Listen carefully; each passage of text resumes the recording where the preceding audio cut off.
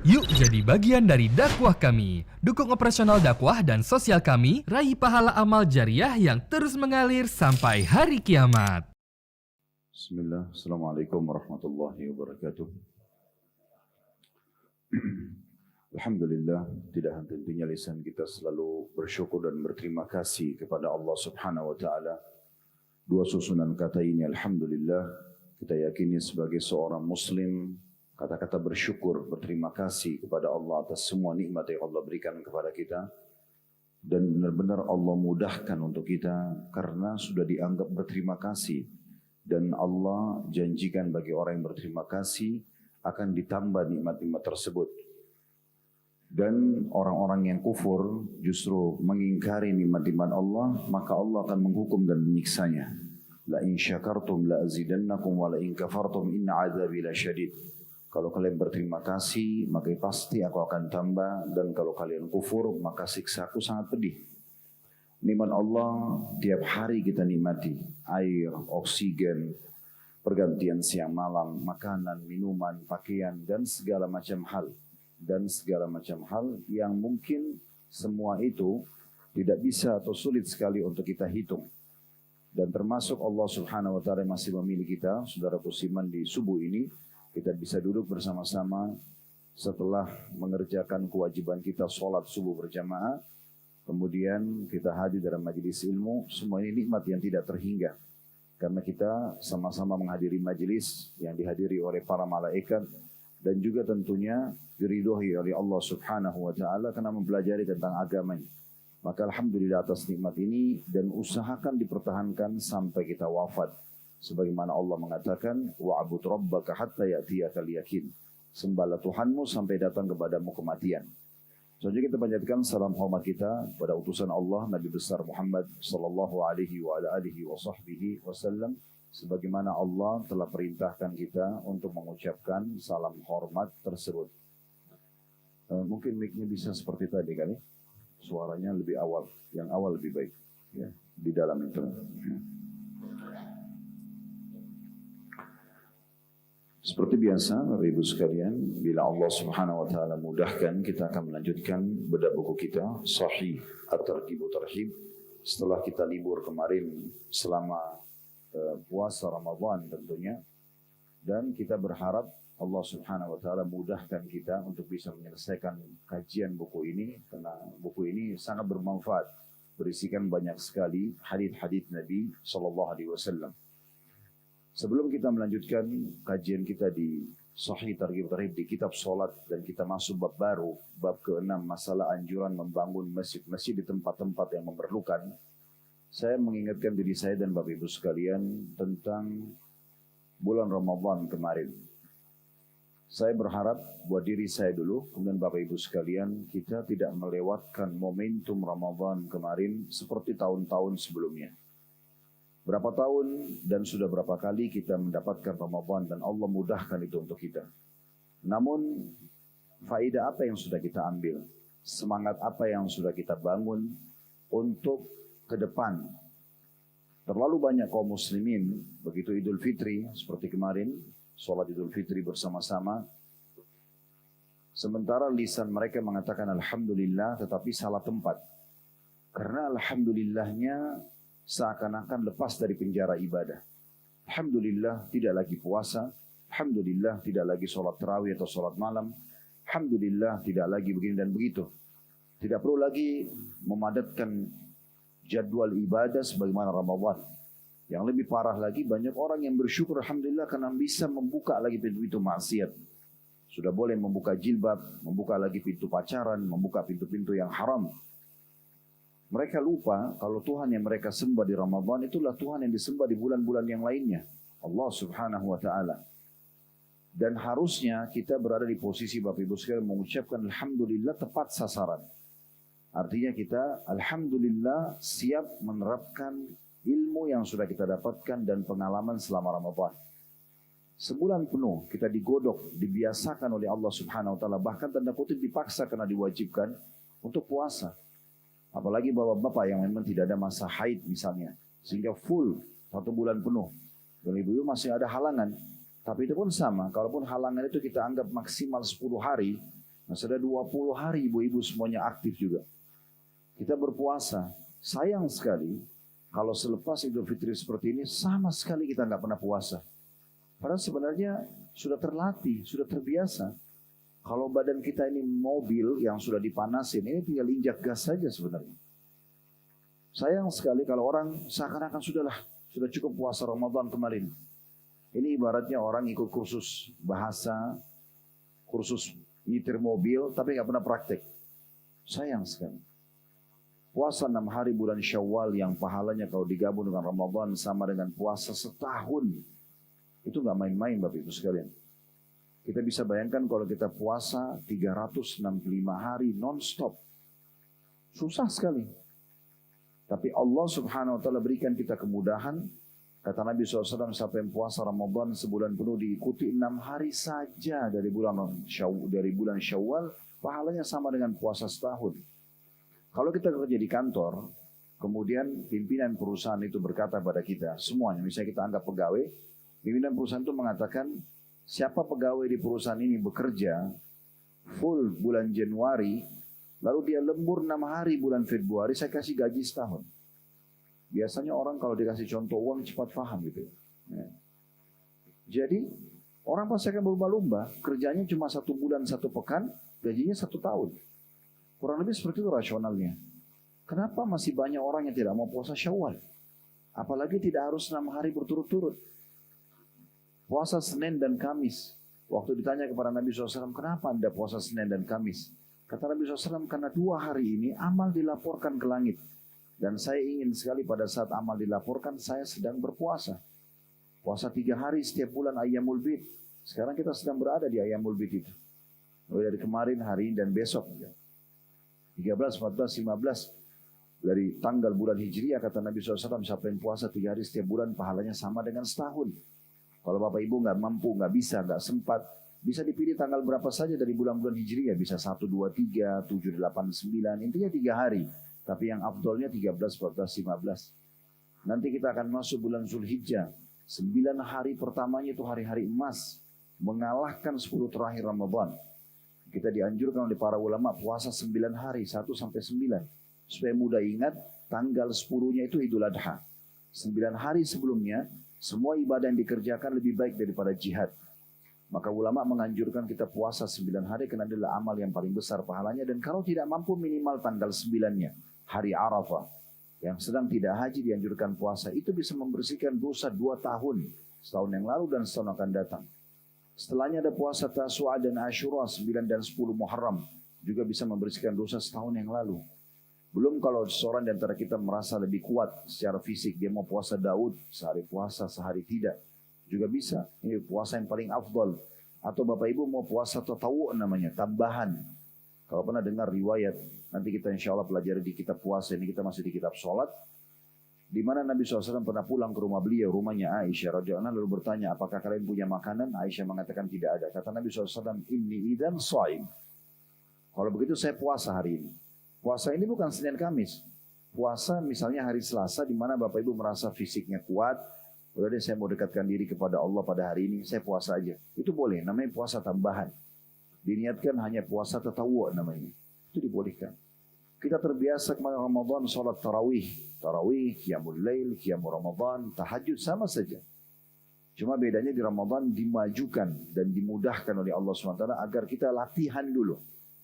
Nah, sekarang setelah Ramadan jangan karena sudah tidak ada lagi sholat tarawih berjamaah di masjid kita nggak sholat sama sekali tahajudnya. Sholat walaupun 1 rakaat witir. Kata Nabi SAW dalam hadis-hadis yang sahih, jangan tinggalkan sholat tahajud. Qiyamul lail, karena dia adalah kebiasaan orang-orang saleh sebelum kalian. Dan umumnya Aisyah radhiyallahu anha berkata, jangan kalian tinggalkan sholat malam karena Rasulullah SAW tidak pernah tinggalkan. Kalau beliau letih sekali, beliau kerjakan walaupun dalam kondisi duduk. Mungkin ada yang berkata, Ustaz, kan kemarin kita lebih mudah karena berjamaah di masjid, habis sholat ba'da isya langsung tarawih. Nah, sekarang saya jawab Bapak Ibu sekalian, bukankah sebulan juga kita sudah dibiasakan bangun sahur? Sebulan penuh. Terbiasa dibangunkan. Kemudian saya tanya jemaah, kira-kira Bapak Ibu sekalian berapa jam sebelum subuh Anda bangun? Maka jawabannya 1 jam sebelum subuh. Baik, 1 jam sebelum subuh ini berarti kita sudah sebulan kemarin dibiasakan untuk itu. Itu waktu-waktu mustajab. Allah subhanahu wa ta'ala turun ke langit bumi menanyakan kepada para malaikat, ada yang punya hajat saya penuhi, ada yang minta tolong saya tolong, ada yang mohon maaf saya maafkan. Andai saja Bapak Ibu sekalian presiden kita langsung bicara presiden saja, mengundang salah seorang di antara kita ke Istana Merdeka, siapa yang datang jam 3 malam, jam 4 malam ke istana pada hari ini misalnya atau besok, maka saya akan penuhi apa yang dia mau. Saya yakin kita tidak akan luputkan jam itu dan hari itu. Walaupun sebenarnya presiden terbatas, hanya bisa penuhi 1-2 hajat kita. Ini Tuhan alam semesta datang ke rumah kita, ke bumi, kemudian menanyakan lagi. Ada yang minta tolong nggak? Kenapa kita nggak sholat nih? Sayang sekali, gitu ya. Itu juga dengan membaca Al-Quran dan menghatamnya, berzikir, bahkan pahala membuka kepuasakan orang. Saya berharap semua masjid kita tetap menghidupkannya. Usahakan Senin Kamis tetap ada, diiklankan kalau ada buka puasa bersama, sehingga orang-orang bisa menyumbang, orang-orang bisa datang buka puasa. Di Masjid Nabawi, Masjid Haram, Masjid Nabawi di Madinah, Masjid Haram di Mekah, hampir setiap Senin Kamis ada, Ayyamul Bid ada, selalu ada buka puasa. Dihidupkan suasana itu. Dan semua rangkaian ibadah-ibadah kemarin Bapak Ibu sekalian itu adalah pelatihan untuk diterapkan 11 bulan ke depan. Jadi jangan sia-siakan ini. Nanti kita akan menyesal kalau amal itu kurang. Sudah sering kita sebutkan di mimbar kita ini, pada saat kita sampaikan kajian, nanti di hari kiamat ada 3 golongan yang menyesal. Golongan yang pertama, abadi penyesalannya orang kafir, musyrik dan munafik. Karena masuk neraka abadi, gak bisa keluar. 24 jam disiksa selamanya. Yang kedua, usatul mu'minin, orang-orang mukmin yang lebih banyak dosanya daripada amal solehnya. Ini juga akan menyesal karena masuk neraka dulu.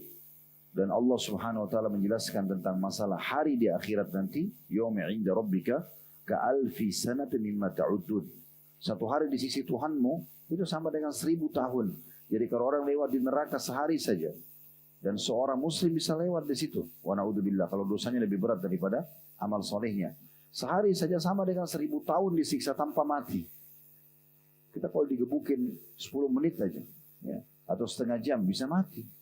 Minimal babak belur, apalagi kalau pakai alat bisa meninggal.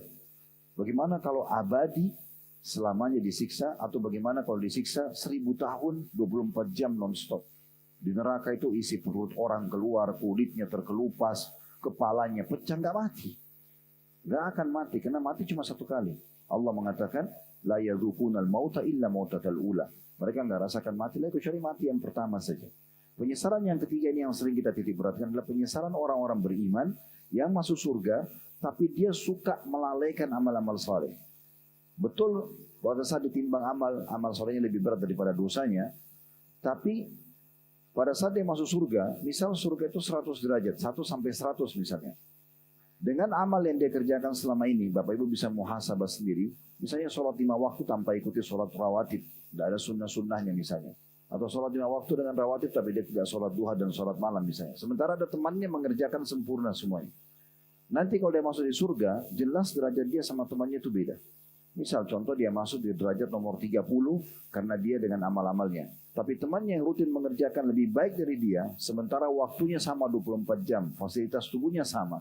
2 mata, 2 kuping, 2 tangan, 2 kaki, sama semuanya. Tapi temannya lebih rajin beribadah, maka beda derajatnya. Misalnya temannya di derajat 50, dia gak bisa jangkau lagi itu nanti di akhirat. Yang bisa menentukan itu sekarang di amal kita di dunia. Makanya Nabi SAW pernah bersabda di malam hari lagi gemerlapan bintang di langit. Beliau mengatakan kepada para sahabat, demi zat yang jiwaku dalam genggamannya, maksud demi Allah, nanti kalian di surga akan melihat istana orang-orang lain di surga seperti kalian lihat bintang-bintang itu. Jaraknya jauh sekali dan terang seperti bintang-bintang. Tapi kita tidak tahu apa fasilitasnya di sana. Maka para sahabat sudah paham, betul berarti istimewa dong. Jaraknya jauh dan kita tidak bisa tahu apa hasilnya dan jauh sekali. Maka kata para sahabat, ya Rasulullah, apakah itu istana para nabi-nabi? Kata Nabi Muhammad SAW, bukan. Istana orang-orang soleh dari umatku. Modalnya hanya rajin. Azan begini ke masjid, sholat sunnah qobliyah, kalau ada ba'diyah, subuh tidak ada ba'diyah, tapi kalau duhur, misalnya maghrib, isya ada ba'diyah juga kerjakan, ada tahiyat masjid, ada tahajud, ada duha. Yang kemarin sebenarnya Ramadan itu kita sudah coba dilatih. Tujuannya adalah bagaimana kita menerapkan 11 bulan ke depan, Ramadan akan datang tingkatkan lagi kualitasnya. Kalau Ramadan kemarin khatam cuma 1 kali Quran, nanti Ramadan depan 2 kali. Misal, kalau kemarin misalnya ada tarawih kita yang bolong 1-2 hari, nanti Ramadan akan datang tidak ada. Ya, contohnya gitu.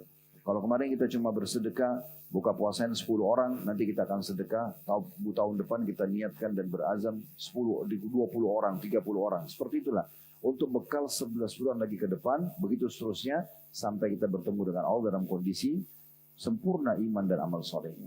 Maka ambil pelajaran Bapak Ibu sekalian. Saya berharap Ramadan ini dan Syawal sekarang ini adalah momentum yang berbeda dengan tahun-tahun sebelumnya. Bagaimana kita lebih semangat dan selamatkan diri kita sebelum terlambat Bapak Ibu sekalian. Penyesalan datang di akhir nanti. Ini mungkin sedikit mutiara yang kita bisa ambil dari kejadian Ramadan kemarin. Karena bagi saya momennya sayang sekali. Mumpung kita masih Syawal, kalau kita ikutin terus bisikan syaitan yang sudah dilepas belenggunya, sehingga kita jadi malas-malasan ibadah, maka itu akan jadi program sampai 11 bulan ke depan. Akhirnya Ramadan akan datang, kita tidak sesemangat ya yang sekarang. Malah mungkin bisa saja kita lebih kendor. Nah, seperti itu kurang lebih. Baik, kita akan masuk lanjutan bahasan kita Bapak Ibu sekalian. Sahih Targhib Tarhib saya katakan tadi, kita masih di kitab sholat. Dan kita masuk bab baru, bab ke-6. Anjuran membangun masjid di tempat-tempat yang memerlukannya. Dan sebagai bahan mengingat saja, bab nomor 5 kita kemarin adalah kita mempelajari anjuran berdoa antara azan dan iqamah. Baik, masjid ini teman-teman sekalian adalah tempat yang paling mulia di muka bumi. Walaupun bangunannya sederhana misalnya, kalau masjid ini Masya Allah bagus banget. Ada sebagian masjid atau musola kecil sesuai dengan kemampuan orang yang membangunnya. Tetap dia rumah dan tanah yang lebih mulia daripada yang lainnya. Nanti akan kita jelaskan hadisnya. Ya. Di antaranya sabda Nabi SAW adalah potongan tanah, bidang tanah dan bangunan yang paling mulia di muka bumi adalah rumah Allah Subhanahu Wa Taala. Itulah masjid. Dan kita dianjurkan dan dimotivasi dalam Islam untuk berlomba-lomba membangun masjid. Bahkan diberikan keutamaan mendapatkan istana di surga. Dan di surga nanti Bapak Ibu sekalian, seorang muslim bisa memiliki ribuan istana. Tergantung daripada amal-amal dia. Ya, tergantung amal dia. Jadi kalau misalnya selama dia dapat kotak amal di depan masjid itu pembangunan lalu dia sumbang, maka dapat istana di surga. Seberapa banyak pun dia sumbang, maka begitulah dia mendapatkan jumlah masjid nanti atau jumlah istana di surga. Masjid-masjid ini tentunya faedahnya sangat besar. Selain syiar Islam, juga tempat kaum muslimin untuk mengerjakan ketaatan mereka kepada Allah Subhanahu Wa Taala. Kalau ada orang yang datang sholat tadi subuh di masjid kayak kita sholat di sini, masing-masing orang di antara kita dapat pahalanya. Berapa dedikasi sama Allah tergantung kadar keikhlasan dan kesempurnaan dia mengerjakan sholat tersebut.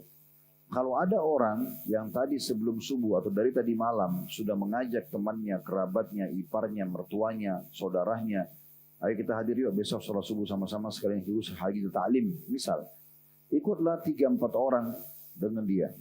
Maka dia dapat pahala diri dia dan dia dapat pahala 3 orang yang dia ajak itu. Imam dapat pahala semua makmum. Muadzin dapat pahala semuanya karena dia memandangkan azan.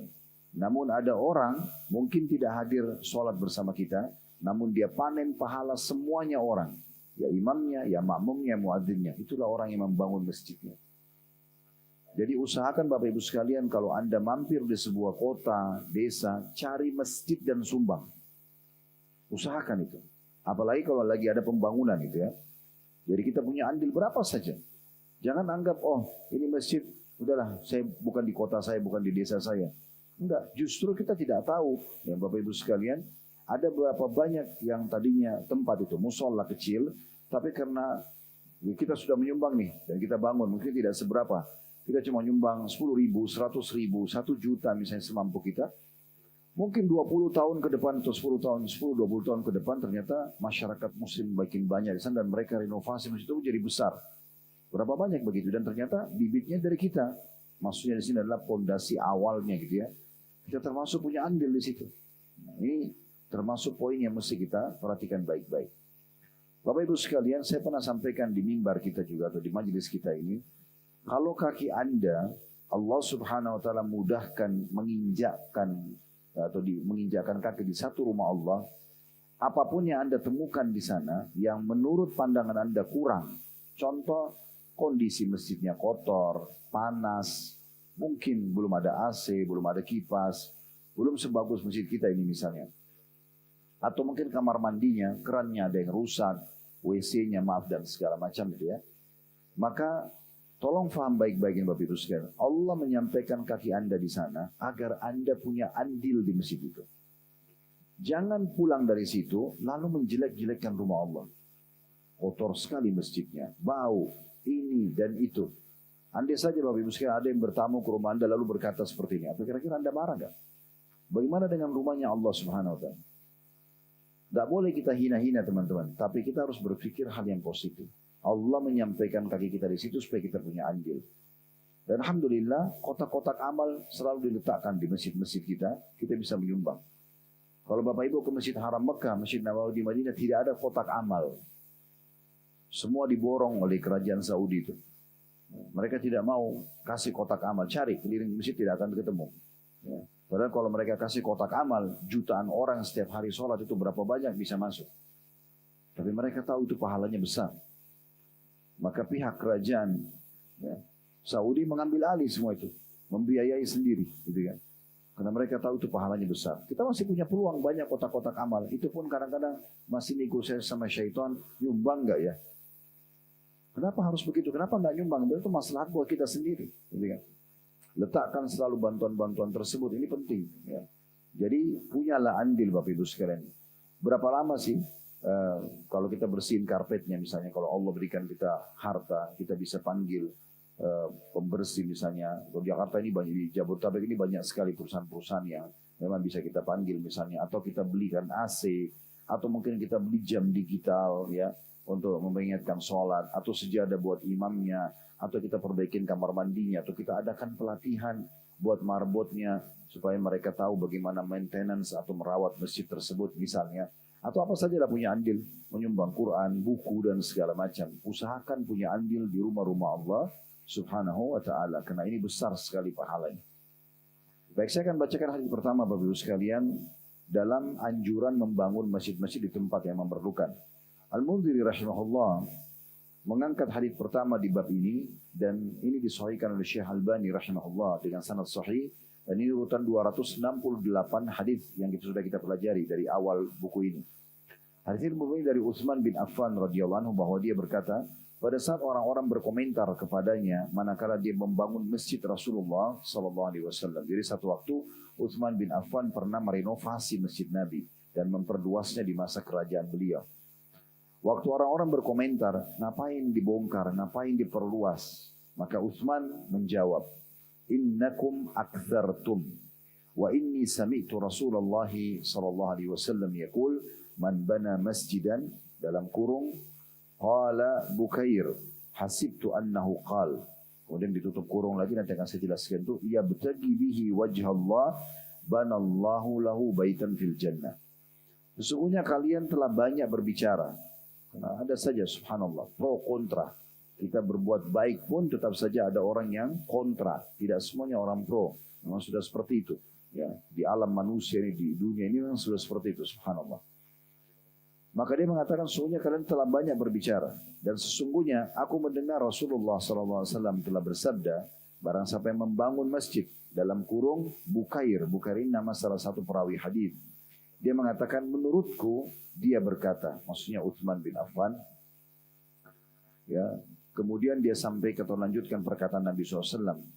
Untuk wajah Allah, atau barang siapa membangun masjid untuk wajah Allah, atau ikhlas karena Allah, niscaya Allah akan membangunkan sebuah rumah atau istana untuknya di surga.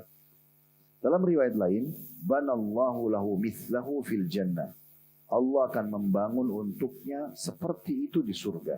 Diriwayatkan oleh Bukhari dan juga Muslim. Hadis ini Bapak Ibu sekalian memberikan pelajaran banyak sekali kepada kita. Yang pertama, kedudukan Utsman bin Affan radhiyallahu anhu, sahabat yang telah memberi surga dengan hartanya. Kenapa kita bahasakan ini? Selain posisinya sebagai anak mantu Nabi SAW dan memiliki julukan Dzun Nurain, orang yang mendapatkan dua cahaya karena menikahi dua anak Nabi SAW, Ruqayyah dan Ummu Kalsum. Setelah salah satunya meninggal dunia, maka Nabi SAW menikahkan lagi dengan saudarinya gitu ya.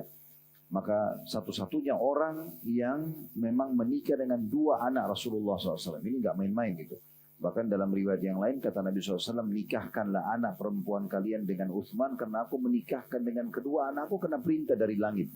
Andai saja Uthman bin Affan hidup sekarang di masa kita, kita pun dianjurkan berlomba-lomba tawarin anak kita menikah dengan Uthman. Ini berarti laki-laki yang sangat mulia.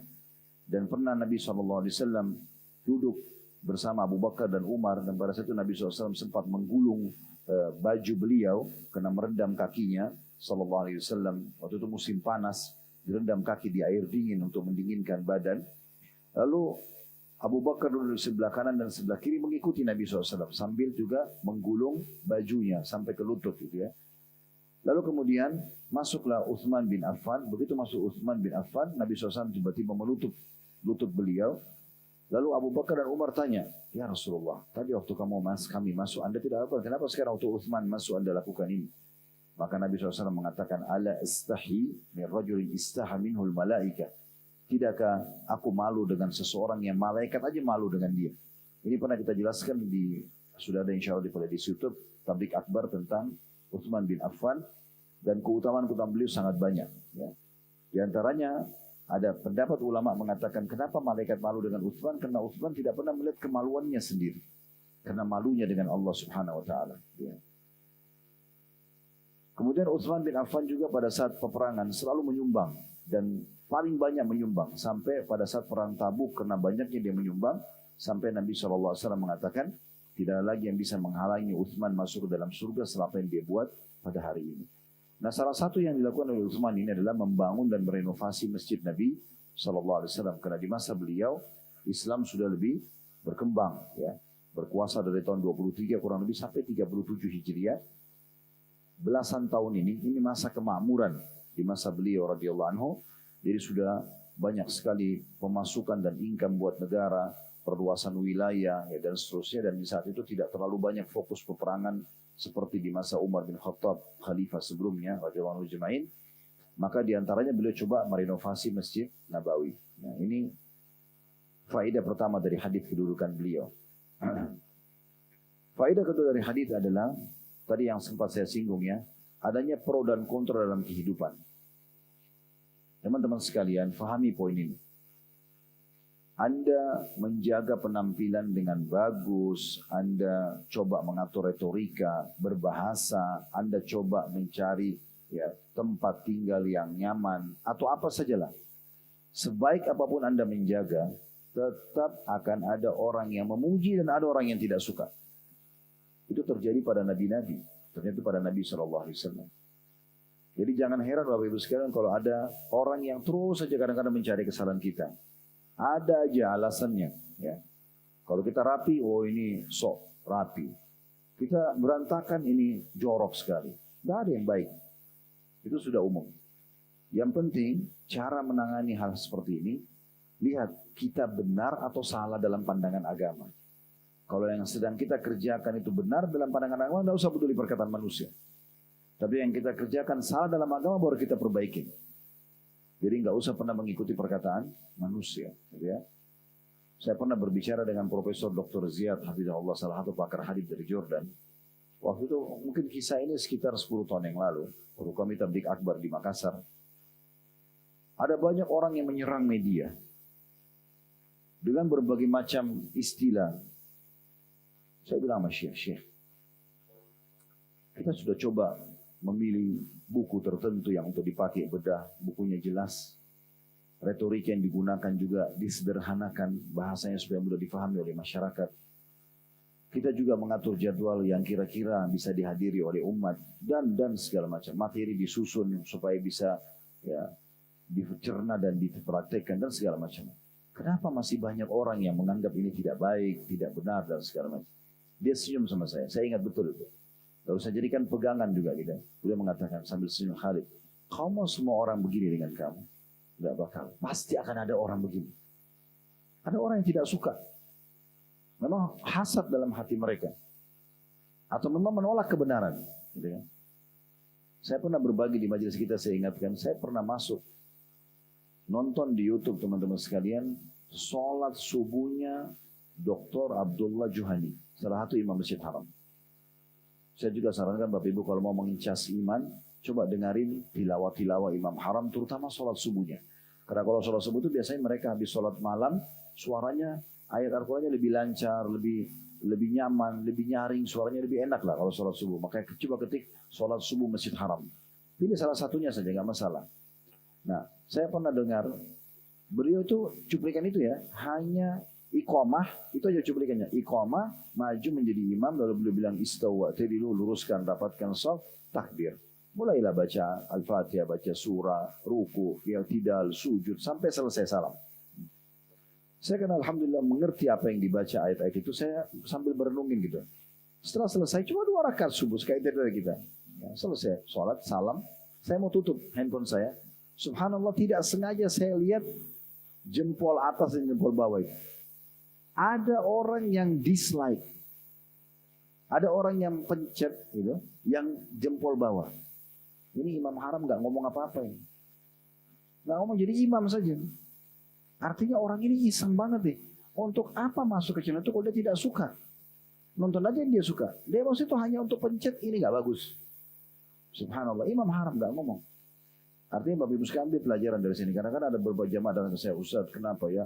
Ini sepupu saya tetap sering iri sama saya, ini ipar saya, ini begitu. Itu kehidupan manusia. Yang penting Bapak Ibu benar atau salah. Kalau benar menurut agama nggak usah peduli, jalan saja. Ya. Tapi kalau salah baru kita perbaikin. Nah ini yang terjadi. Utsman bin Affan merenovasi masjid Nabi supaya umat lebih banyak sholat, diprotes. Ngapain, untuk apa dan segala macam. Akhirnya Utsman mengatakan kalian sudah terlalu banyak ngomong. Ini yang saya lakukan karena Rasulullah bersabda. Nah disampaikanlah hadis tentang keutamaan tadi membangun masjid. Nah, ini pelajaran yang kedua Bapak Ibu sekalian. Ya. Pelajaran yang ketiga, adanya anjuran untuk membangun masjid tapi diikuti ikhlas karena Allah. Bukan karena ingin bersaing dengan tetangga sebelah, kompleks sebelah, kampung sebelah, negara sebelah, dan seterusnya. Bukan untuk riya supaya dipuji-puji oleh orang. Tapi di sini disebutkan memang wajhullah, yabtagi bihi wajhallah. Betul-betul ikhlas mengharapkan pahala di sisi Allah Subhanahu wa ta'ala, maka akan mendapatkan istana di surga. Ya. Biasanya ciri-ciri orang yang ikhlas itu Allah akan berikan keberkahan. Makanya di zaman Imam Malik rahimahullah, gurunya Imam Syafi'i, sahabat dari Imam Madhab, di masa itu murid-muridnya sempat memberikan masukan, wahai Imam, bagaimana kalau ilmu anda ini dibukukan lebih bagus. Disusunlah, akhirnya lahirlah buku dinamakan Muwatta. Ini salah satu dari 9 buku hadis yang jadi rujukan bagi umat Islam. Ya. Selain Sahih Bukhari, Muslim, Abu Dawud, Tirmidzi, Ibnu Majah, An-Nasai, kemudian Musnad Imam Ahmad, ada Sunan Ad-Darimi, dan ada Muwatta Imam Malik. Yang jelas, waktu beliau tulis ini, Bapak Ibu sekalian, waktu disusun buku ini, ada orang semasa dengan Imam Malik, kelasnya juga ulama-ulama. Berlumba-lumba juga susun buku, dan karena Imam Malik namakan Muwatta, mereka juga namakan Muwatta. Banyak sekali waktu itu. Buku lahir bersamaan, Muwatta semua namanya. Karena mau bersaing sama Imam Malik. Maka murid Imam Malik datang lalu mengatakan, wahai Imam, orang-orang yang selevel dengan anda, waktu tahu anda menyusun buku ini dan menamakan Muwatta, mereka juga lumba-lumba buat itu. Apa kata Imam Malik? Dan ini perkataan yang sangat masyhur. Maka nalillahi fahuwa baqi. Mana yang dikerjakan ikhlas karena Allah, maka akan kekal. Dan betul, sampai hari ini Bapak Ibu sekalian, dari sekian banyak kitab Muwatta, cuma Muwatta Imam Malik yang tersisa. Yang lain semua tidak ada. Jadi salah satu ciri dan tanda keikhlasan itu Allah jadikan keberkahan. Masjidnya sudah sekian tahun tetap dipakai, ya, buku-bukunya tetap nyebar, nasihatnya tetap dikenang, dan seterusnya. Anda masih dengar perkataan sahabat, perkataan tabi'in, orang-orang yang sudah meninggal 1000 tahun yang lalu, berapa ratus tahun yang lalu. Kita masih bisa ambil pelajaran dari kisah-kisah mereka itu karena keikhlasan. Tapi kalau orang tidak ikhlas, maka akan hilang. Begitu saja. Riya karena ya, syaitan menggoda dia, bukan karena Allah, maka tidak akan mendapatkan. Dan keikhlasan ini Bapak Ibu sekalian harus dijaga sepanjang kita hidup. Misal contoh Anda ikhlas membangun masjid ini. Berjalan nih. Tidak ada riya, tidak ada ujub, tidak ada berbangga-bangga sama sekali. Walaupun 5 tahun ke depan, 10 tahun ke depan misalnya, syaitan masih sering goda. Mungkin Anda masuk di masjid, kemudian syaitan bisikin, tuh orang-orang lagi pada ngomongin kamu, tuh lagi puji kamu. Kapan kita berbangga bisa saja kena riaknya. Oleh karena itu kata para ulama, ikhlas itu dijaga sampai wafat. Dan kalau kita sudah mengerjakan sebuah amal, nggak usah ribut-ribut. Kalau tidak ada yang tahu, hanya kita sama Allah, misalnya kita sholat tahajud, tidak usah diceritakan orang lain. Kecuali dalam satu kondisi, kata ulama, kalau kita ditanya. Contoh misal tadi pagi subuh Bapak Ibu lagi jalan ke masjid ini, tetangga nanya, Pak, Bu mau kemana? Jangan bilang saya kalau jawab saya riak nih. Ya. Karena lagi ditanya. Oh lagi mau sholat subuh Pak, mau sholat subuh Bu misalnya. Gak apa-apa, kita ditanya. Riak itu nggak ditanya tapi cerita.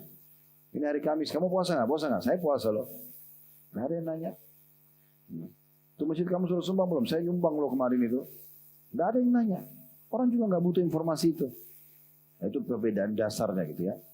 Intinya kalau kita jaga ikhlas karena Allah SWT maka akan kekal, akan berlanjut ya pahalanya dan kita akan rasakan bukan cuma dunia tapi sampai di akhirat. Hadits kedua, Bapak Ibu sekalian, dengan sanad sahih juga dan ini urutan 269 dari awal kita belajar bumi dari Abi Dzar radhiyallahu anhu, dia berkata, Rasulullah SAW bersabda, "Man bana lillahi masjidan qadra mafhasi qatatin, banallahu lahu baitan fil jannah." Barang siapa membangun masjid karena Allah sebesar sarang burung belipis saja, maka Allah akan membangunkan untuknya sebuah rumah di surga. Diriwayatkan oleh Al-Bazzar dengan lafaz hadis ini adalah lafaznya dan At-Tabarani juga menyebutkan dalam Mu'jam As-Saghir dan Ibnu Hibban menyebutkan di dalam Sahihnya. Hadis ini, Bapak Ibu sekalian, adalah jawaban bagi setiap orang yang berkata, Ustaz, saya kalau mau bangun masjid seperti ini berapa miliar habisnya? Saya nggak punya kemampuan. Jawabannya ini, Bapak Ibu sekalian, hadis ini. Kata Nabi SAW, siapa yang membangun masjid karena Allah sebesar sarang burung, maksudnya sumbangan dia cuma semampunya. Bukan masjidnya seperti sarang burung, nggak bisa dipakai sholat. Tapi yang dimaksud adalah sumbangan dia. Contoh dia cuma mampu 10.000 rupiah. Dia masukin di kotak amal, dia sumbang. Itu yang dimaksudkan, sekecil itu pun dia sumbang. Lalu digabungkan dengan seluruh uang-uang yang sudah masuk, donasi yang sudah masuk, lalu dibangunkan masjid, dia sudah punya andil. Tentu nggak bisa kita samakan antara orang yang nyumbang satu masjid dia biaya sendiri dengan orang cuma nyumbang kecil gitu ya. Tergantung kadar keikhlasan dan juga Allah menilai kadar pengorbanan seseorang. Kecuali dalam satu keadaan Bapak Ibu tidak punya kemampuan kecuali itu, misalnya kita cuma punya uang 100.000, nggak ada lagi uang lain. Kalau Bapak Ibu nyumbang semua itu, Allah menilai Anda menyumbang seluruh harta Anda. Nah, itu beda lagi, itu ada bab sendiri bahasannya. Tapi jelas Bapak Ibu sekalian, hadits ini memberikan pelajaran kepada kita. Yang pertama, adanya motivasi untuk membangun masjid. Dan yang kedua adalah orang yang membangun masjid walaupun hanya semampunya saja. Di sini disebutkan ya sebesar sarang burung belibis. Burung itu burung kecil. Ya. Maka tetap dia akan mendapatkan istana di surga. Berarti menandakan memang tidak ada lagi alasan untuk tidak menyumbang buat masjid. Karena sekecil apapun, semampu kita saja, itu sudah cukup kita dapat istana di surga. Dan usahakan Bapak Ibu sekalian, kalau masjid di dekat rumah Anda sedang dibangun, ada kotak amalnya di pinggir jalan. Jangan ikuti bisikan syaitan, kan kemarin sudah saya masukin di kotak amal 100.000, 50.000. Itu kemarin, selama kotak amalnya masih ada, nyumbang lagi hari kedua, nyumbang lagi hari ketiga, tidak masalah. Sampai kotak amal itu sudah tidak ada. Bahkan kalau perlu masih ada kotak amal ditulis pembangunan atau renovasi masjid, sumbang saja. Ya, usahakan jangan lewatkan waktu kecuali kita selalu menyumbang. Walaupun dalam satu hari berapa kali, misalnya pergi kantor kita nyumbang, pulang kantor kita nyumbang lagi. Tidak masalah. Mudah-mudahan saja kita berharap setiap kali kita sumbang dengan niat membangun rumah Allah, kita dapat istana di surga. Tidak ada susahnya.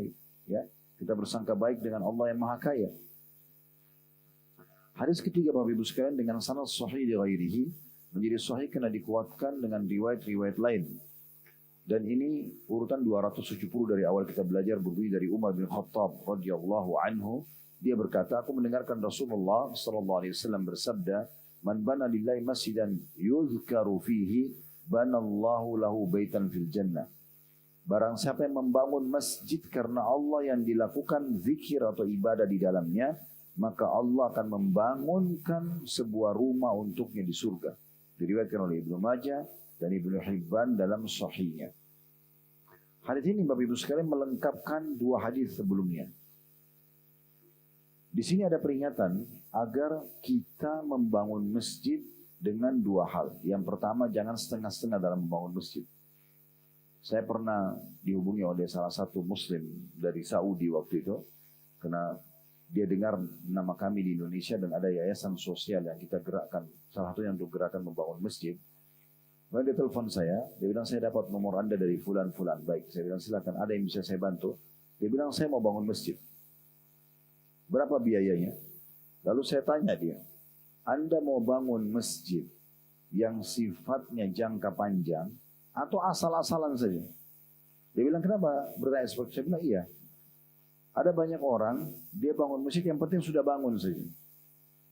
Bahkan kadang-kadang ini yang saya dapat pengalaman, saya tidak dapat di Indonesia, tapi orang-orang dari luar kalau mau nyumbang biasanya itu mereka price harganya semurah mungkin, yang penting bisa jadi masjid. Akhirnya pakai keramik yang biasa, pakai cat yang biasa, ya atapnya juga yang biasa. Nah ini jangka pendek. Biasa 1 tahun sudah harus renovasi. Ya, kadang-kadang kurang dari itu bahkan sudah ya, rusak misalnya, harus renovasi. Ini jangka pendek. Ya. Atau mungkin dia beli juga mikrofon yang biasa, misal contoh, atau apa-apalah yang kira-kira gitu ya. Makanya jangka pendek. Mau jangka panjang, bangun sekalian rumah Allah yang bagus, berkualitas. Pakai granit, ini masjid seperti ini sebagai contoh misal, Masya Allah. Mimbarnya bagus, karpet, AC, nyaman. Dan tidak kalah penting teman-teman, butuh maintenance. Perawatan itu penting. Jadi bukan hanya ibu-ibu perawatan di salon misalnya. Semua butuh perawatan ya. Iman kita butuh perawatan, ilmu kita butuh perawatan. Bukan cuma kendaraan, bukan cuma rumah, bukan cuma tubuh kita. Semua butuh perawatan ya. Dirawat. Ini Bapak Ibu duduk dalam majlis seperti ini sedang maintenance imannya. Nah, itu butuh ya. Maka butuh sekali. Kita bisa membeli satu produk, tapi jangan lupa ya, yang tidak kalah penting adalah bagaimana merawat produk itu. Banyak orang bisa mampu beli handphone mahal, tapi dia tidak tahu perawatannya. Nggak pernah dibersihin, nggak pernah dirawat, ketemukan retak di sini, rusak di sana, kotor di sini. Kenapa? Sayang sekali. Ya. Terus mana itu nikmat dari Allah Subhanahu wa Ta'ala, sebagai contoh. Ya. Maka butuh maintenance, Bapak Ibu, butuh perawatan. Nah, saya lihat Masya Allah, masjid ini salah satu contohnya. Gitu ya. Dari awal saya masuk beberapa tahun lalu di masjid ini, sampai sekarang saya lihat masih sama. Gitu ya. Bahkan ada perkembangan, itu bagus banget ya. Sebagai contoh bagi tempat-tempat yang lain. Sebagian masjid tidak seperti itu. Lalu saya jelaskan, kalau mau jangka panjang pada orang tadi, maka bangun sekarang rumah Allah. Dengan biaya, ya tentu sesuai dengan kemampuannya, tapi jangan juga pelit dengan rumahnya Allah Subhanahu wa Ta'ala. Nah ini kita bisa ambil dari pelajaran hadis ini. Saya tadi bilang, ada dua hal yang diperhatikan, yaitu bagaimana kita menjaga atau memberikan kualitas terbaik dalam bangunan masjid tersebut semampu kita. Ya. Dan tentunya jangan lupa maintenance atau perawatan sesudahnya. Ya. Kemudian yang kedua adalah bagaimana masjid itu aktif di dalamnya. Bukan hanya sholat 5 waktu terus dikunci gitu. Padahal masjid itu ada taklim. Di masjid itu Masya Allah ada taklim, ada aktivitas gitu ya. Kemarin Ramadan ada aktivitas buka puasa, membuka puasa kalau orang puasa, mungkin ada i'tikaf dan segala macam. Ini penting. Nah ini diambil daripada hadis Umar radhiyallahu anhu. Makanya lafaz hadis ini kan kata Nabi SAW, barang siapa yang membangun masjid karena Allah yang dilakukan di dalamnya zikr kepada Allah atau ibadah, maka Allah akan membangunkan baginya istana di surga. Berarti tidak cukup hanya sekedar membangun, tapi bagaimana kita memikirkan juga kualitasnya, baik kualitas bangunannya, kenyamanan jemaah untuk sholat, baca Quran dan segala macam, dan aktivitas yang ada di dalamnya, terutama mengingat Allah Subhanahu wa Ta'ala. Baik, pelajaran dari hadis ini adalah adanya anjuran untuk membangun masjid, dan yang kedua adalah bagaimana ya, mengaktifkan program-program dalam masjid, terutama segala jenis ibadah. Dan di masa Nabi Muhammad SAW, Bapak Ibu sekalian, masjid itu bukan hanya untuk sholat, tapi hampir semua aktivitas. Nabi SAW menjamu tamu, ya, tamu-tamu negara waktu itu ya, kalau datang di Madinah itu di masjid. Nabi SAW bertemu dengan para sahabat. Ya, biasanya kalau di Madinah itu kalau ada bayi baru lahir dibawa kepada Nabi SAW di masjid, lalu beliau mentahniknya, meminyakan kurma dan menempelkan di langit-langit perut bayi tersebut misalnya. Nabi SAW membentuk pasukan ya, di masjid Ya, kemudian di dalam masjid beliau diskusi, lalu kemudian beliau membentuk di luar masjid. Ya, dan banyak aktivitas yang dilakukan di dalam masjid. Hadis keempat dari sekalian masih di bab yang sama dengan sanad sahih urutan 271 dari awal kita belajar berbunyi dari Jabir bin Abdullah radhiyallahu anhuma bahwa Rasulullah SAW bersabda man hafala ma'an lam yashrab minhu kabidun harra min jinnin wala insin wala ta'ir illa ajrahu Allah yaumal qiyamah ومن بنى مسجدا كمفحص قطات أو أصغر بنى الله له بيتا في الجنة.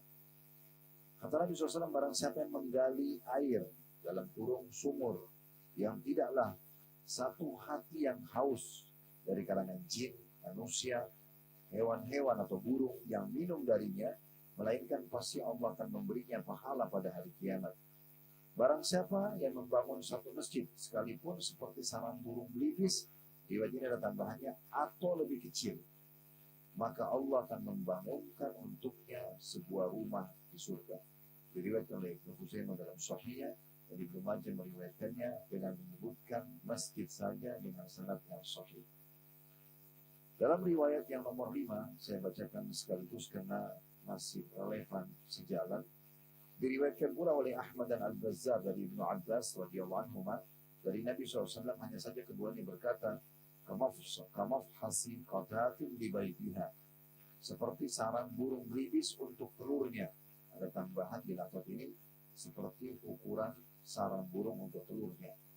Dan ini tambahan menguatkan dan menyempurnakan riwayat sebelumnya.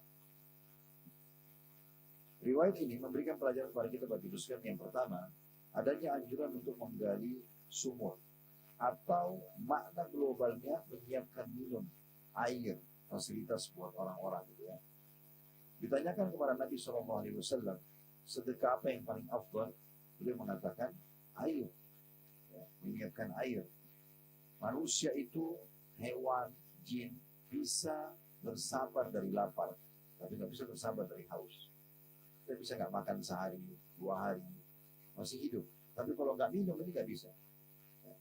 Makanya Allah SWT mengatakan wajahnya minal ma'i kulla syai'in hayy, menjadikan dari air semua itu bisa hidup. Oleh karena itu menyumbang air ini penting sekali. Di masa salaf dulu, di masa Hasan Basri rahimahullah, ada seseorang datang kepada beliau mengatakan, lutut saya ini sudah lama sakit, bisul, dan sudah lama nggak sembuh-sembuh. Apa saran Anda? Kata beliau, coba cari lokasi kaum muslimin yang butuh air, lalu sumbanglah di sana. Niat agar Allah sembuhkan luka kamu. Maka orang itu langsung eksekusi pada hari itu, dan tidak lewat 1 pekan kecuali sembuh, lukanya sudah sembuh. Ini salah satu amal saleh. Sebagian salaf ada bahkan sengaja meletakkan air di depan rumahnya, di kendi yang dia dinginkan, dan siapa saja boleh minum. Ya. Ini berarti menyumbang air gitu ya. Ini ada program yang pernah kami buat juga menarik ya. Kalau Bapak Ibu pernah lihat ada air isi ulang ya gitu. Biasa kita isi ulang galon dengan tentu nilai-nilai tertentu, biasanya tergantung tempatnya. Nah itu program menarik sekali. Saya pernah tanya berapa nilainya dengan tabung-tabungnya. Saya sebutkanlah angka sekian puluh juta ya. Tapi program ini sayangnya masih sebatas orang bisnis. Dia buka usaha lalu kemudian orang tetangganya isi. Kalau ada orang yang punya kemampuan di antara Anda, Bapak Ibu sekalian, ini menarik sekali. Buat ya, satu tabung air begini, kemudian misalnya di masjid tertentu, sepakat dengan pengurus masjid, lalu siapa saja masyarakat boleh ambil gratis. Itu bagus banget. Ya. Jadi kita bukan niatnya bisnis, tapi kita justru niat memberikan minum gratis, air bersih. Ya. Berapa banyak orang yang hidup dari situ, masak, minum, wudhu, mandi, dan segala macam, itu faedahnya besar sekali. Ya. Walaupun dalam hadis ini disebutkan tentang masalah sumur, tapi globalnya yang tadi saya bilang adalah perairan. Gitu ya. Seperti itulah. Dari hadis ini kita ambil pelajaran adanya anjuran untuk menggali sumur atau apa saja yang berhubungan dengan pengadaan air ya, yang bisa diberikan cuma-cuma kepada orang. Di sini bahkan kata Nabi SAW, kalau orang membangun sumur, menggali sumur, tidak ada satupun yang haus, baik manusia, jin, disebutkan jin oleh Nabi SAW. Jin kita tidak lihat, ya, mereka minum juga. Tidak ada yang haus dari jin, manusia, burung-burung yang minum situ kecuali dia akan dapat pahalanya. Berapa banyak pahala yang bisa kita dapatkan? Kita tidak pernah tahu. Ingat, kalau selama kita ikhlas dalam miskin, Allah akan berikan keberkahan. Kemudian pelajaran yang kedua adalah saksi bahasan kita dalam materi ini, yaitu anjuran untuk membangun masjid, walaupun hanya seperti sarang burung. Tapi tadi saya bilang, dalam riwayat ini ada tambahan penguatan sebelumnya, atau lebih kecil dari sarang burung itu. Misalnya temannya nyumbang 10.000, dia cuma bisa 5.000, nggak masalah. 1.000 rupiah, nggak ada masalah. Yang penting kita nyumbang. Gitu ya. Dan saya bilang tadi di awal pembukaan kita, usahakan Bapak Ibu sekalian selalu punya andil di semua masjid yang kita lewati. Ada lagi safar, kayak kemarin banyak mudik tuh ya, pulang, lagi mampir istirahat di sebuah tempat dalam masjid, nyumbang aja. Setiap kali kita datang sebuah tempat, nyumbang. Usahakan punya andil di semua masjid semampu kita. Bahkan di masa kita sekarang luar biasanya, kita bisa nyumbang walaupun seluruh dunia bahkan. Bisa kita nyumbang, kalau memang mereka yayasan-yayasan resmi, biasanya mereka punya website. Kita mau cari di Amerika, di Eropa, di Afrika, ada saja gitu ya. Orang kita bisa nyumbang online gitu ya. Ini penting sekali. Dan saya juga berbagi, Bapak Ibu sekalian, sering saya berbagi pada jemaah kami kalau sedang haji ataupun umroh. Kalau Anda lagi di Mekah, di Clock Tower, di menara jam itu, kalau Anda masuk di pintu utamanya, itu banyak sekali di kiri kanan di lantai dasar mall itu yayasan-yayasan sosial. Mungkin kalau Bapak Ibu ada yang mengikuti live kami, kalau kami lagi umroh atau haji, biasanya saya pandu itu. Dan saya bilang sebarluaskan, Bapak Ibu sekalian sebarluaskan. Karena banyak orang kita tidak tahu yayasannya biasa tertulis dalam bahasa Inggris atau bahasa Arab. Nah itu mereka dan juga program-program untuk pembangunan masjid, ya, untuk renovasi dan segala macam. Dan banyak programnya. Untuk anak yatim, janda-janda tidak mampu, untuk para penghafal Quran, untuk pengobatan gratis dan segala macam. Maka itu juga sangat baik untuk kita jadikan sebagai program kita. Baik, kita masuk sekarang hadis nomor 6 Bapak Ibu sekalian, dan di bab ini ada sampai nomor 8. Insya Allah kita selesaikan semuanya bab nomor 6 ini. Hadis nomor 6 di bab ini dengan syarat hasan riwayat menjadi hasan karena dikuatkan dengan dua riwayat lain, dan ini urutan 273 dari awal belajar, berdiri dari Abdullah bin Amr radhiyallahu anhu. Abdullah dan Amr, anak dan ayah dua-duanya sahabat, maka kita mengatakan radhiyallahu anhu. Dia berkata, Rasulullah SAW bersabda, "Man bana lillahi masjidan, bana Allahu lahu baitan fil jannati awsa'u minhu." Barang siapa yang membangun suatu masjid karena Allah, maka Allah akan membangun untuknya sebuah rumah di surga yang lebih luas dari masjid tersebut. Hadis ini diriwayatkan oleh Ahmad dengan sanad agak lemah, kata ya, Al-Mundhiri, namun setelah menyusuri hadis-hadisnya, Syekh Albani mengangkat derajatnya menjadi hasan. Di wajah saya kita ambil pelajaran yang pertama mirip dengan hadis sebelumnya, adanya motivasi membangun masjid semampunya, dan yang kedua keutamaannya ya sedikit berbeda dengan yang sebelumnya. Kalau riwayat sebelumnya adalah dibangunkan baginya rumah yang semisal dengan itu di surga, atau lafaz global dibangunkan rumah atau istana di surga, tidak disebutkan ukurannya. Namun di hadis ini disebutkan dan dipastikan akan dibangunkan rumah lebih luas dari masjid yang dia bangun. Karena memang kalau kita lihat riwayat-riwayat tentang bangunan di surga memang sangat besar, sangat luas gitu ya. Kurang lebih seperti itu. Baik, dua buah hadis terakhir Bapak Ibu sekalian, hadis nomor 7 dengan sanad hasan diriwayatkan menjadi hasan karena dikuatkan dengan riwayat-riwayat lain, dan ini urutan 274 dari awal kita belajar memilih diriwayatkan dari Aisyah radhiyallahu anha dari Nabi SAW. Beliau bersabda, "Man bana masjidan la yuridu bihi riya'an wala sum'ah, bana Allahu lahu baitan fil jannah." Barang siapa membangun suatu masjid bukan karena riya dan bukan juga karena sum'ah, ingin puji-puji, ya dipuji, maka Allah membangun untuknya sebuah rumah di surga. Diriwayatkan Tabarani dalam Mu'jamul Awsat. Riwayat ini memberikan pelajaran kepada kita yang pertama adanya motivasi untuk membangun masjid, dan riwayat ini seperti tadi riwayat sebelumnya, tapi ada tambahan sekarang. Faedah keduanya adalah menjaga keikhlasan dan kita menjauhi dua hal, ya, yaitu riya dan sum'ah. Kalau riya ini lebih kepada ingin dipuji oleh manusia. Kalau sum'ah ini lebih kepada pamer. Mirip-mirip maknanya, tapi ada orang subhanallah mungkin dia riyaknya di awal, walaupun sudah hancur amalnya gitu kan. Karena kata Nabi SAW, al-yasiru minar riya' syirk.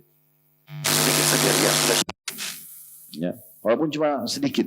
Ya, maka kita harus menjaga dan berdoa sama Allah supaya dijauhkan dari kesyirikan.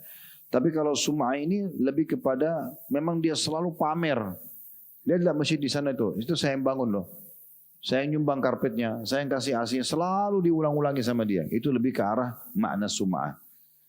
Hadits ini memberikan pelajaran penting kepada kita bahwasanya untuk memenuhi syarat dapat istana di surga kalau kita bangun masjid adalah diikuti dengan tidak ada poin-poin ini. Enggak ada riaknya karena ingin dipuji oleh manusia atau untuk pamer-pamer. Ya. Hadis terakhir Bapak Ibu sekalian yang kita pelajari di bab ini dan kita tutup dengan ini hadis nomor 8 dengan sanad hasan dan ini urutan 275 dari awal kita belajar. Hadis ini berbunyi dari Abu Hurairah radhiyallahu anhu, dia berkata, Rasulullah SAW bersabda, Inna mimma yalhaqul mu'mina min amalihi wa hasanati ba'da mauti ilman 'allamahu wa nashara au waladan salihan tarakah wa mushafan warratha au masjidan banah au baitan libni sabilin banah au nahran ajrah au sadaqatan akhrajaha min malihi fi sihhatihi wa hayatihi yalhaquhu min ba'di mauti. Kata Nabi SAW, sungguhnya di antara yang akan menyusul atau selalu menyertai seorang mukmin dari amal dan kebaikan-kebaikannya setelah kematiannya adalah yang pertama, ilmu yang diajarkan dan disebarluaskan. Yang kedua, anak soleh yang ditinggalkan, selalu berdoa dan juga beramal soleh. Yang ketiga, mushaf yang diwariskan. Nanti kita akan jelaskan semua Al-Quran ya. Yang keempat, ini saksi bahasan kita, masjid yang dibangun. Yang kelima, rumah untuk Ibnu Sabil. Ya, siapa saja boleh mampir singgah di situ yang dibangunkan. Selanjutnya yang keenam, sungai yang dialirkan. Yang ketujuh, atau sedekah yang dikeluarkan dari hartanya pada saat dia sehat lagi hidup. Semua itu akan menyusulnya sesudah kematiannya. Diriwayatkan oleh Ibnu Majah dan lafaz hadis ini adalah lafaznya Ibnu Khuzaimah dalam Sahihnya juga menyebutkan dan Al-Baihaqi juga meriwayatkan serta Ibnu Majah menyatakan hadisnya hasan. Hadis ini teman-teman sekalian langsung kita ambil pelajaran yang pertama, pentingnya seorang muslim untuk peduli dan memperhatikan ya, menjadikan sebagai sebuah program apa yang akan terus mengalir pahalanya walaupun dia sudah meninggal. Nah, kita harus pikirkan masalah itu supaya tidak stop pada saat kita meninggal. Bagaimana caranya supaya terus aja walaupun kita sudah meninggal masuk di kuburan berjalan. Nabi SAW sebutkan sini ada 7 hal di dalam hadis ini. Dan ini pernah kita singgung sebenarnya di kitab pertama, di bab pertama tentang masalah ilmu pada saat itu di buku kita ini. Tapi kita ingatkan kembali. Yang jelas seorang mukmin harus berpikir bagaimana amal soleh yang dia kerjakan setelah dia wafat pun tetap berjalan. Ya. Kemudian pelajaran yang kedua, dari 7 amal yang bisa terus diraih pahalanya setelah wafat disebutkan nomor 1 ilmu. Ilmu yang diajarkan, yang dia belajar dan diajarkan dan disebarluaskan. Oleh karena itu Bapak Ibu sekalian, hadiah yang paling mahal Anda berikan adalah ilmu. Selama Anda mampu, Anda belajar dan Anda ajarkan walaupun semampu kita. Misal contoh Bapak Ibu sudah mendengarkan hari ini keutamaan tentang bangun masjid. Lalu Bapak Ibu buat satu kesimpulan, ditaruh di statusnya, diangkat hadisnya. Buku ini kan kita tinggalkan di masjid sini ya. Jadi kalau Bapak Ibu ada yang mau foto misalnya tadi riwayatnya, oh saya mau riwayat yang nomor 7, nomor 8, bisa difoto. Lalu kemudian bisa angkat di medianya misalnya contoh atau disebarkan di grup keluarga misalnya. Maka ini termasuk ilmu ya, termasuk ilmu dan ini ilmu jangan disia-siakan Bapak Ibu sekalian ya. Kadang-kadang kita mendengarkan tapi kita seakan-akan cukup buat diri kita sendiri, ini sayang. Ya, sebenarnya masih bisa diraih manfaatnya untuk orang lain. Mungkin ada orang yang ambil hadis-hadis seperti ini, dia tidak mampu bangun masjid kecuali cuma nyumbang semampunya 10.000, 100.000. Tapi dia tidak pernah tahu, mungkin dia sebarluaskan, ternyata ada orang kaya yang dengar, kemudian bangun masjid besar. Kita tidak pernah tahu. Lalu kita juga raih pahala karena kita yang menjadi penyebabnya gitu ya. Maka ilmu teman-teman sekalian, berbagi ilmu. Anda bisa mewakafkan tanah untuk bangun lembaga pendidikan. Bangun ya. Ajarkan orang ilmu. Mau pesantren kah, mau sekolah tahfidz kah, mau TPA, apa-apa saja gitu kan. Begitu juga kalau ada pernikahan. Cobalah teman-teman sekalian hadiahkan kepada pengantin itu buku, gitu kan? Terutama buku berhubungan dengan masalah pernikahan misalnya. Ada di YouTube yang sudah kami bedah judulnya Mahkota Pengantin. Itu bukan buku saya, tapi saya sebedah buku salah satu ulama di Timur Tengah. Dan kita sudah bedah buku itu ratusan lembar. Tidak seberapa, saya tidak ingat harganya. Mungkin antara 100 sampai 125 ribu mungkin harganya. Tapi buku ini Bapak Ibu sekalian kalau Anda hadiahkan kepada orang lalu dia baca. Karena ilmu itu sekali kita ajarin ke orang, itu sudah langsung bisa melekat walaupun dia belum praktikin. Manfaatnya besar, ya. Minimal dia sudah tahu. Apalagi kalau dia praktikin lebih besar lagi pahalanya. Nah ini peringkat nomor 1 yang paling banyak mendatangkan pahala orang setelah meninggal. Kalau Anda tidak mampu menjadi seorang alim, Anda tidak mampu menjadi seorang penulis, minimal sebarluaskan buku para ulama. Saya pernah berbagi di majelis kita ini, kalau masih ingat ya, beberapa waktu yang lalu, tapi saya ingatkan lagi. Anda bisa anggarkan Bapak Ibu sekalian setiap bulan saya anggarkan misal 100 ribu aja. Lalu Anda cari buku-buku walaupun cuma buku saku, Anda beli misalnya. Anggaplah buku itu harganya misalnya 15 ribu atau 10 ribu rupiah. 100 ribu berarti Anda bisa beli 10 buku. Bawa buku saku itu. Misalnya lagi mampir ke rumah kerabat titipin, lagi mampir ke satu musola atau masjid taruh gitu ya. Siapa tahu buku kecil itu bisa menjadi penyebab hidayahnya orang. Saya pernah berbagi dan saya ingatkan lagi, mohon maaf saya minta waktu sedikit ya. Di Saudi itu ada seorang ibu, cacat Bapak Ibu sekalian, bukan cacat, dia stroke di atas ranjang. Tapi subhanallah ada satu suku di Afrika masuk Islam di tangannya. Itu disebabkan karena dia punya pembantu dari salah satu wilayah di Afrika. Lagi belanja di dekat rumahnya, ada di Saudi itu biasa kalau yang sudah pernah haji umroh tidak asing ini, terutama musim haji, pemerintah Saudi itu menyebarluaskan buku-buku agama dalam berbagai macam bahasa. Lalu ditaruh di toko-toko, ya di jalan-jalan biasa dibagi gitu ya. Nah pembantunya rupanya dapat buku itu, kemudian dia baca dalam bahasa dia. Dia datang ke majikannya yang sedang stroke, ibu-ibu ini. Lalu majikannya tanya, tapi masih bisa berbicara dia. Stroke badannya tapi mukanya masih aktif gitu ya. Dia bicara. Dia tanya pembantunya itu buku dari mana? Dia bilang saya dapat dari toko di sebelah rumah ini. Dalam bahasa saya. Bicara masalah apa? Masalah ini, masalah ini, masalah ini. Dijelaskan. Lalu ibu itu bilang, coba cek di lembaran buku itu bagian depan ada enggak yayasan yang terbitin. Dilihat ada. Ada nomor telepon, coba telepon. Diteleponlah. Lalu ditanya, ini buku disebarluaskan di mana? Dia bilang kami kebanyakan sebarkan di Afrika. Lalu ibu itu bilang, saya mau nyumbang. Kebetulan orang yang stroke ini orang mampu. Saya mau nyumbang. Orang yang yayasannya bilang silakan, nyumbanglah dia. Lalu buku itu disebarluaskan Bapak Ibu sekalian di Afrika. Setahun kemudian ibu itu ditelepon oleh yayasan mengatakan ibu berita gembira. Ada satu suku di Afrika masuk Islam karena buku yang kami sebarkan. Di atas ranjangnya tetap bisa mendapatkan pahala. Jadi coba beli buku sebarluaskan Bapak Ibu sekalian. Saya ringkaskan. Kemudian pelajaran yang ketiga adalah hal yang kedua anak soleh. Yang kita tinggalkan. Untuk memiliki anak soleh harus dididik, dibentuk. Gak bisa mengkhayal. Gitu kan. Mau anak soleh tapi kita sendiri gak pernah tunjukkan contoh-contoh yang baik atau soleh atau soleha. Gitu ya. Kita gak pernah ikutin program untuk hafal Quran atau belajar agama. Atau kadang-kadang kita buat benci pesantren. Ingat, ubah persepsi selalu kalau kita bilang, kalau kamu nakal, ayah ibu masukkan kau ke pesantren. Ya. Jadi pesantren itu kayak momok menakutkan. Padahal sebenarnya pesantren itu lembaga yang sangat bagus. Diajarin agama dan segala macam ya. Jadi kalau mau punya anak soleh harus dididik, dibentuk. Gak bisa kita mengkhayal. Kita gak pernah peduli dengan pendidikannya lalu kemudian kita berharap jadi anak soleh. Selanjutnya Quran yang diwariskan. Maksudnya Quran diwariskan adalah Quran yang ditaruh di tempat yang selalu dibaca.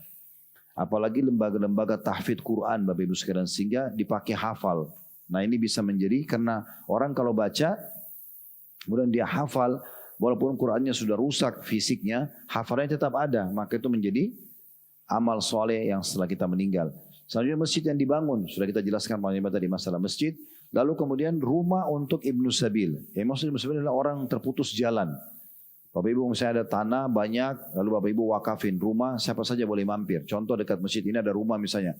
Kemudian ada orang yang wakafin. Nanti kalau ada musafir, ada imam masjid, ada siapa yang lagi datang, boleh istirahat di tempat saya. Misal contoh. Nah itu, seperti itulah kurang lebih gambaran Ibnu Sabil.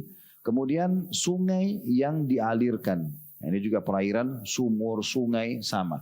Yang terakhir, yang ketujuh adalah sedekah yang dikeluarkan semasa hidup, yang dan sehat, yang itu terus akan berjalan, maksudnya sedekah jariah. Nah misalnya kita sedekah tadi buat wakaf tanah, atau apa saja yang berhubungan dengan masalah hal-hal yang bermanfaat setelah kita meninggal, bangun jembatan misalnya, atau apa sajalah sekolah, semua ini masuk dalam bahasan poin itu tentunya.